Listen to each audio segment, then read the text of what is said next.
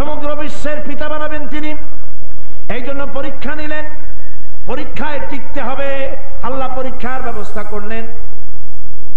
আগুন জ্বালানো হলো, আগুনের ভিতরে ভালোবার জন্য দড়ি দিয়ে বান্ধা চড়ক গাছের উপরে ওঠানো হলো। এখনই আগুনে পড়ে যাবে। হযরত ইব্রাহিম আলাইহিস সালামের কাছে হযরত জিবরাইল বলছেন, ইব্রাহিম এখনই তো আগুনে পুড়ে ছাই হয়ে যাবে, আমার কাছে সাহায্য চাও, আমি তোমারে বাঁচায় দেব। হযরত ইব্রাহিম আলাইহিস সালাম জিবরাইলের কাছে কাকুতি মিনতি করে সাহায্য চাইলেন।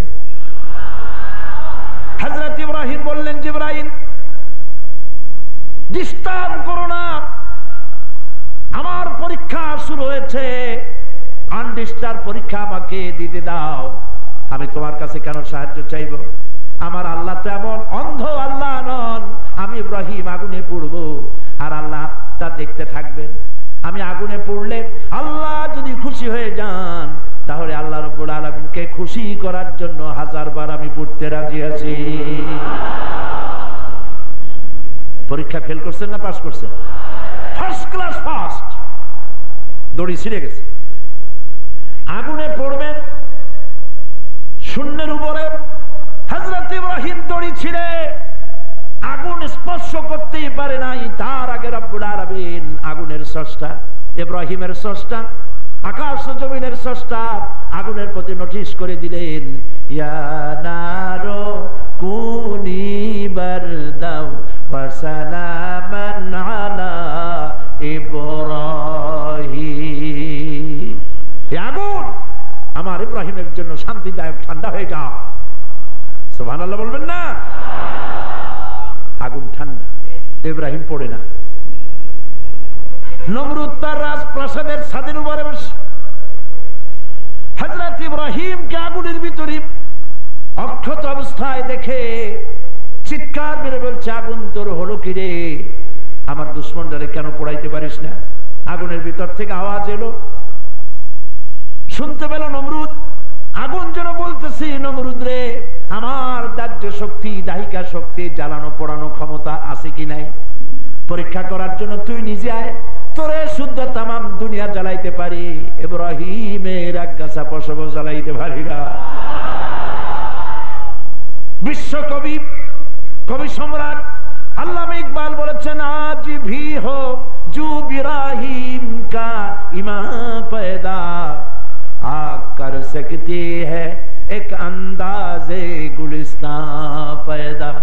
ইব্রাহিমের ইমান যদি আজও কোথাও হয় বিদ্যমান, করতে পারেন অগ্নিকুণ্ডে খুবসুরত এক গুলিস্তান। আজও যদি ইব্রাহিমের কোন অনুসারীকে আগুনের মধ্যে ফেলে দেওয়া হয়, আর যদি তার ইমান থাকে ইব্রাহিম ইমান, তাহলে আজও আগুনের কুণ্ডকে আল্লাহ পাক ফুলের বাগান বানাতে পারে। প্রথম পরীক্ষায় ফার্স্ট ক্লাস ফার্স্ট। 2 নম্বরের পরীক্ষা হলো 80 বছর বয়সের সময় আল্লাহ রাব্বুল আলামিন তাকে ছেলে দান করলেন, ছেলের নাম ইসমাইল। আল্লাহ পাক হুকুম করলেন, এই ছেলে আর ছেলের মা দুজনকে নিয়ে মরুভূমির ভিতরে মক্কা নগরীতে রেখে আসো। হযরত ইব্রাহিম মাইলের পর মাইল, শত মাইল হেঁটে পরিশ্রম করে কষ্ট করে, মরুভূমির ভিতরে বাড়ি নাই, ঘর নাই, গাছ নাই, পালা নাই, পানির ব্যবস্থা নাই। আল্লাহর ঘর বর্তমানে যেখানে, ওই জায়গায় বিবি হাজরা এবং হযরত ইসমাইলকে রেখে সামান্য একটু পানি আর খাবার দিয়ে তিনি রওনা হলেন। স্ত্রী কিছুই জানে না। জিজ্ঞেস করলেন প্রাণের স্বামী ইব্রাহিম, এই মরুভূমির ভিতরে আমি কি অপরাধ করেছি? আমার কলিজার টুকরা দুগ্ধপোষ্য শিশু সহ কেন ভালাইয়া যাও? এখানে তো কোনো বাড়ি নাই। কোনো জবাব নাই। আবার জিজ্ঞেস করলেন কি অপরাধ করেছি, কেন ফেলে যাও? জবাব নাই। 3 বার যখন জিজ্ঞেস করলেন, হযরতে হাজরা বুঝতে পারলেন আমার স্বামী সাধারণ মানুষ নন, তিনি আল্লাহর পয়গম্বর। পয়গম্বরেরা নিজের ইচ্ছা অনুযায়ী কাজ করেন, আল্লাহর হুকুম অনুযায়ী করে। একথা মনে করে হযরত হাজরা বললেন, ইব্রাহিম তুমি যে আমার এখানে ভালাই যাইতেছ, এটা কি আল্লাহর হুকুম নাকি? হযরত ইব্রাহিম বাষ্পরুদ্ধ, জীবনের শেষ বয়সে কলিজার টুকরা সন্তান আর বিবিরে মরুভূমিতে ভালাই যাইতেছে। হয়তো আর জীবনে দেখা হবে না, পরিণতি তো তিনি জানেন না। চোখ দিয়া পানি পড়তেছে, আকাশের দিকে আকাঙ্গুল উঁচু করে দেখাই দিলেন। হযরত হাজেরা বুঝতে পারলেন আল্লাহর হুকুমই আমার রেখে যাওয়া হচ্ছে। হযরত হাজেরা বলেন, ইব্রাহিম গো, কোনো চিন্তা করো না, নিশ্চিন্ত মনে বাড়ি চলে যাও। আল্লাহর হুকুমেই যদি তুমি আমাকে এখানে রেখে যেয়ে থাকো, আমি আমার আল্লাহর উপরে এতটা ভরসা রাখি যে আল্লাহ পাক আমাকে আমার আর আমার কলিজার টুকরার সন্তানকে এই মরুভূমির ভিতরে না খাওয়াইয়া মারবেন না।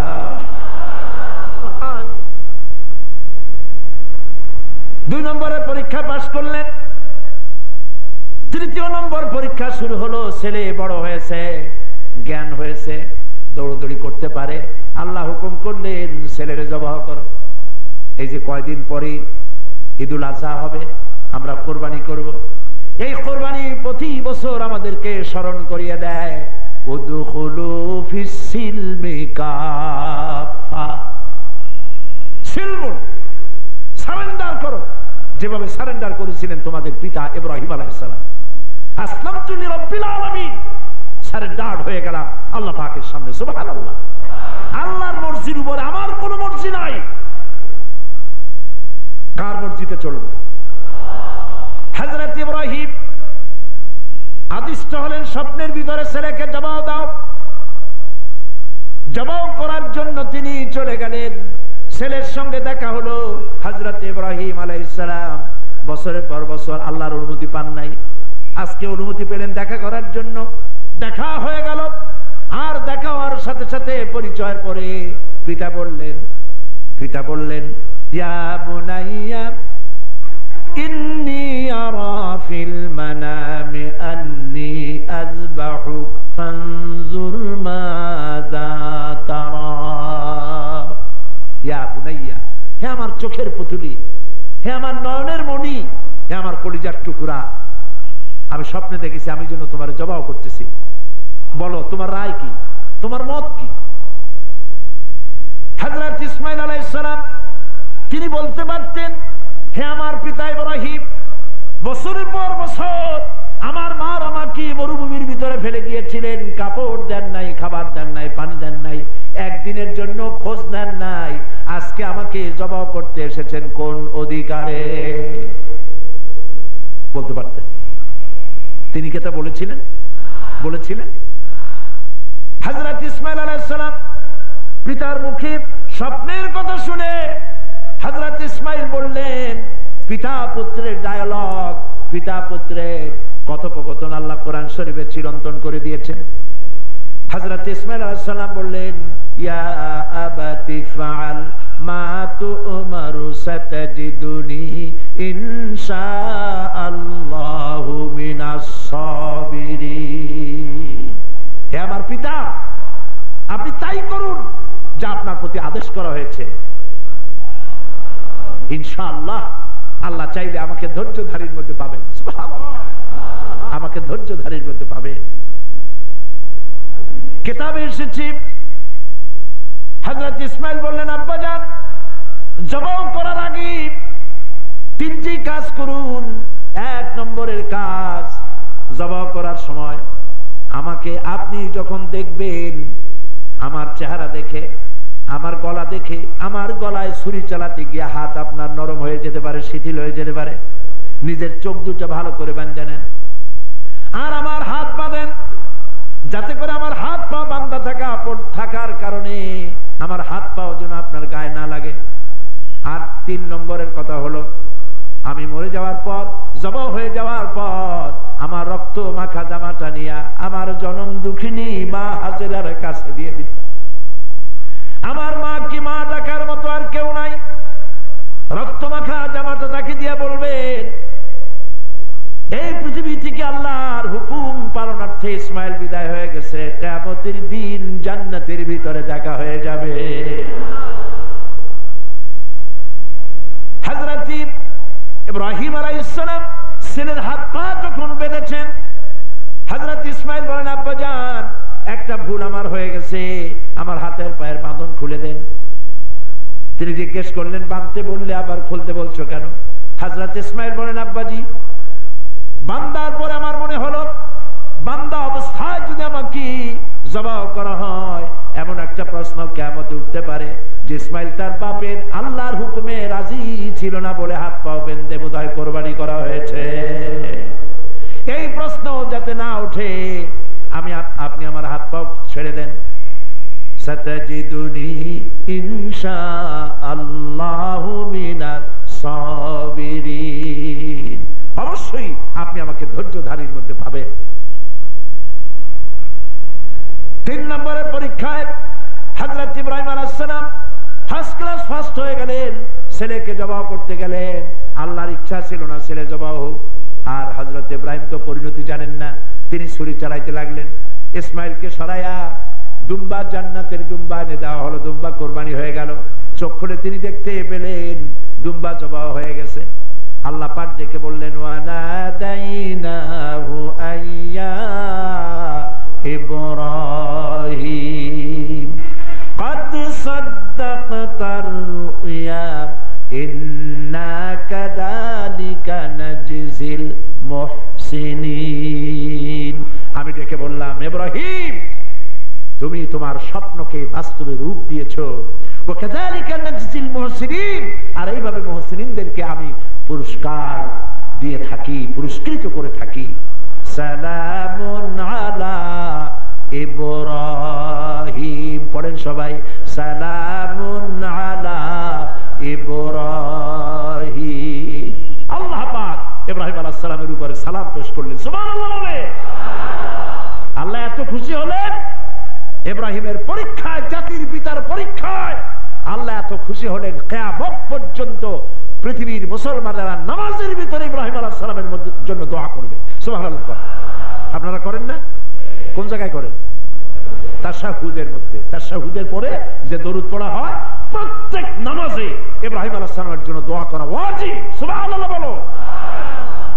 প্রিয় ভাই সব দেখিয়ে দিলেন সারেন্ডার কারে বলে। এই জন্য মুসলমানদেরকে সারেন্ডার হতে হবে আল্লাহর কাছে।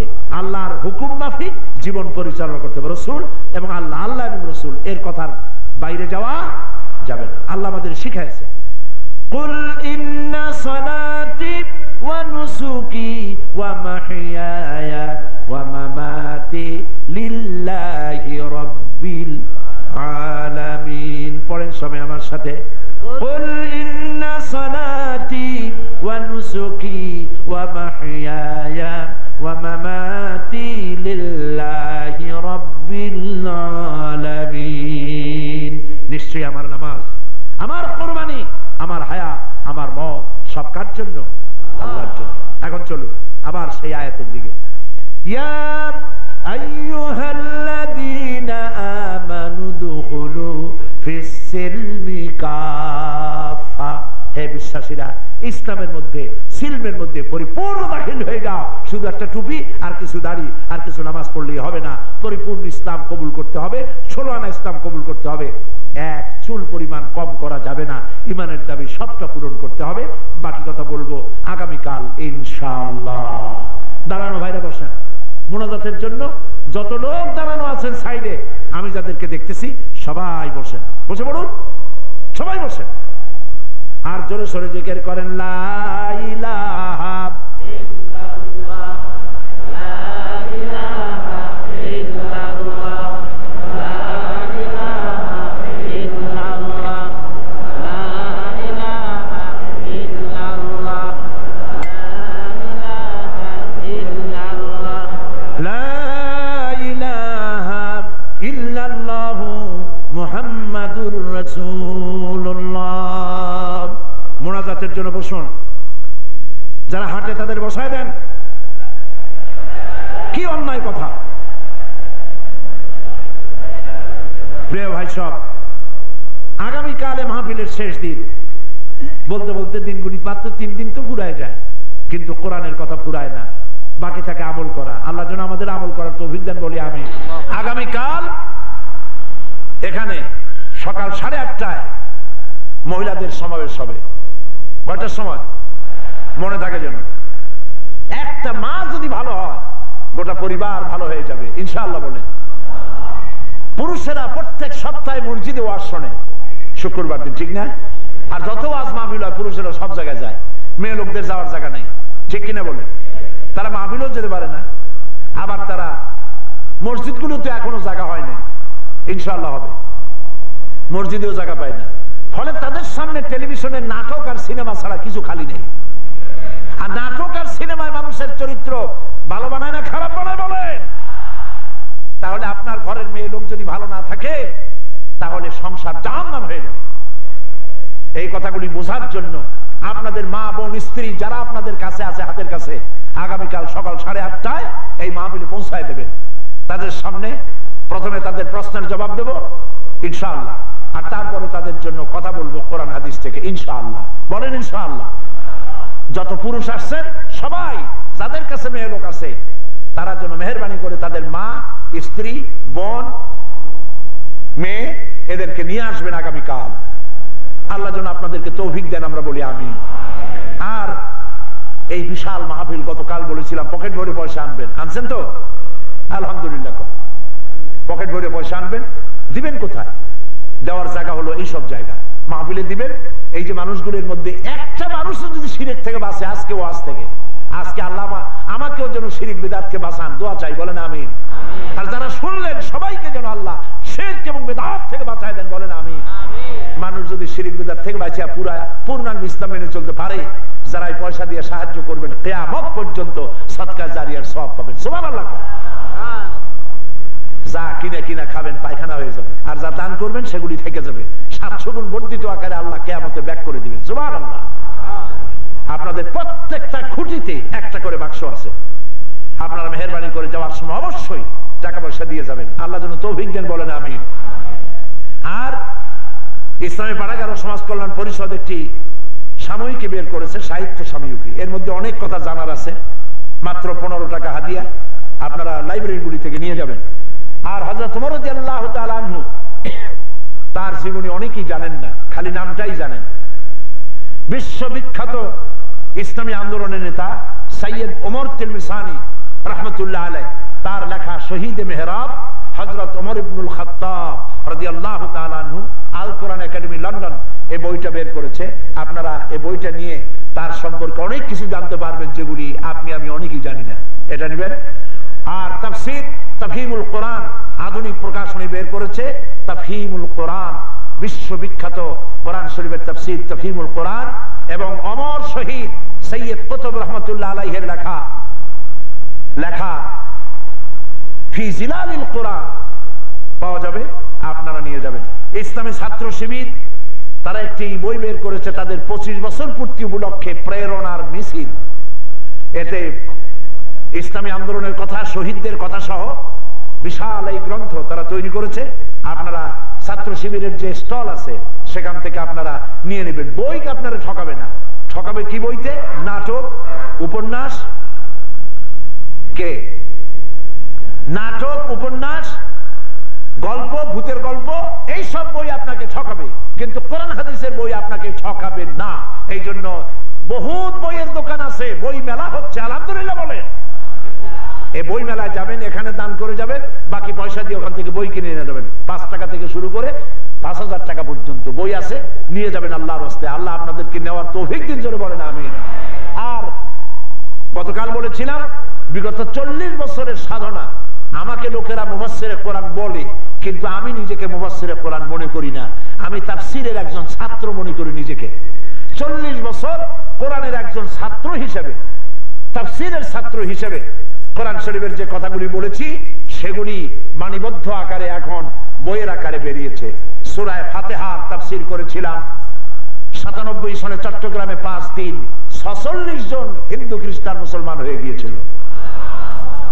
গতকাল বলেছি সূরা নাবা শুনে 31 জন মুসলমান হয়েছে। সে আমপারাও বেরিয়েছে, সূরা ফাতিহাও বেরিয়েছে। আর সূরা আসর সবথেকে 5 দিনের তাফসীর ছিল, সেটিও তাফসীরে সাঈদী নামে সূরা আসর বেরিয়েছে, 780 পৃষ্ঠা। আলহামদুলিল্লাহ। কোরআন হাদিস আর বিজ্ঞান দর্শন দিয়ে ভর্তি সূরা আসর। মানুষ যদি বোঝে, ছোট্ট একটি সূরা জান্নাতে যাওয়ার জন্য যথেষ্ট। সামান্য হাদিয়া তারা রেখেছে। তাফসীরে সাঈদী প্রতি খণ্ড মাত্র 200 টাকা করে তারা হাদিয়া রেখেছে। 588 পৃষ্ঠা হচ্ছে সূরা ফাতিহা। ওখান থেকে যাওয়ার সময় স্টলগুলি থেকে আপনারা নিবেন, আজ না পারেন কাল নিবেন। আল্লাহ নেওয়ার তৌফিক দান করুন। এবং যাওয়ার সময় বাক্সগুলিতে ইসলামী সমাজ কল্যাণ পরিষদ পাঠাগারকে আপনারা সাহায্য করে যাবেন। আল্লাহুম্মা আমিন। আমিন। আল্লাহ আনফুসানা ওয়া ইন লাম তাগফির লানা ওয়া তারহামনা লানাকুনান্না মিনাল খাসিরিন। রব্বুল আলামিন, হাজার হাজার মুসলমান নরনারী দীর্ঘক্ষণ ধরে তোমার কোরআনের কথা শুনেছি, হাদিসের কথা শুনেছি। আল্লাহ পাক দয়া করে মেহেরবানি করে আমাদের জিন্দেগির গুনাহ খাতা মাফ করে দাও। না জেনে না বুঝে যত গুনাহ করেছি, শিরক বিদআত করেছি, আজ তোমার কাছে বিনীতভাবে জীবনের সব গুনাহ মাফ চাই, আমাদের মাফ করে দাও। রব্বুল আলামিন, আমাদের মা বাপ যাদের দুনিয়া থেকে বিদায় হয়ে গেছে, কবরগুলিকে জান্নাতের টুকরা বানায়া দাও। রব্বির হামহুমা কামা রব্বায়ানি সগীরা। সবাই পড়েন, রব্বির হামহুমা কামা রব্বায়ানি সগীরা। হে আল্লাহ তাআলা, तमाम পৃথিবীতে মুসলমানেরা যত জায়গায় বিপদে আছে, মুসিবতে আছে, পৃথিবীর সমস্ত মুসলমানদের তুমি সাহায্যকারী হয়ে যাও। আমাদের অনেকের রোগ ব্যাধি আছে, অসুখ বিসুখ আছে, আল্লাহ আমাদের রোগ ব্যাধি মাফ করে দাও। আল্লাহ ঋণগ্রস্ত ব্যক্তিদের ঋণ পরিশোধের তৌফিক দাও। বিপদগ্রস্ত মানুষকে আল্লাহ তুমি সাহায্য করো। আমাদের বিবিবাল বাচ্চা যা দান করেছো সবগুলি কি দিনদার বানাও, ইমানদার বানাও, নামাজি পরেজগার বানাইয়া দাও। রব্বুল আলামিন, আমাদের দেশকে শিরক এবং বেদাত মুক্ত করে দাও। আল্লাহ তাআলা বাংলাদেশকে কিয়ামত পর্যন্ত কবুল করো, এর স্বাধীনতার সার্বভৌমত্ব কবুল করো। আল্লাহ, এই দেশের আলেম ওলামা পীর বুজুর্গ সব এক বানায় দাও, সকলকে শিরক এবং বেদাত থেকে বাঁচার তৌফিক দাও। রব্বুল আলামিন, এই মাহফিলের আয়োজন যারা করেছেন, লক্ষ লক্ষ টাকা তারা খরচ করেছেন, ইসলামী পাঠাগারের কিছু যুবক, আল্লাহ তুমি তাদেরকে চেনো। প্রতি বছর কোন স্বার্থ নাই, শুধুমাত্র তোমার কোরআনের প্রচার তাদের উদ্দেশ্য আর স্বার্থ। আল্লাহ, বছরের পর বছর ধরে কোরআনের প্রচার যারা করলো, আল্লাহ তাআলা তুমি ইসলামী পাঠাগার খিলগাকে তোমার দরবারে কবুল করে নাও। এই মাহফিলের জন্য তারা যেন কোন সেক্টরে ঋণগ্রস্ত না থাকে, তোমার বান্দা বান্দীদেরকে উন্মুক্ত হস্তে দান করে ঋণ মুক্ত হওয়ার তৌফিক তাদেরকে দান করে দিও। রব্বুল আলামিন, আমাদের নামাজি বানাও, আমাদের দিনদার বানাও, পরেজগার বানাও। আমাদের কলিজার ভিতরে তোমার মহব্বত, তোমার ভয়, জাহান্নামের ভয় ঢুকায় দাও। আর তোমার রাসূলের মহব্বত দাও, রাসূলের অনুসরণ এবং আনুগত্য করার তৌফিক দিয়ে দাও। রব্বানা তাকাব্বাল মিন্না ইন্নাকা আনতাস সামিউল আলিম ওয়া তুব আলাইনা ইন্নাকা আনতাত তাওয়াবুর রহিম। সুবহানা রাব্বিকা রাব্বিল ইজ্জাতি আম্মা ইয়াসিফুন ওয়া সালামুন আলাল মুরসালিন ওয়ালহামদুলিল্লাহি রাব্বিল আলামিন। ওয়াজআল আখিরা কালামিনা ইনদাল মাউত লা ইলাহা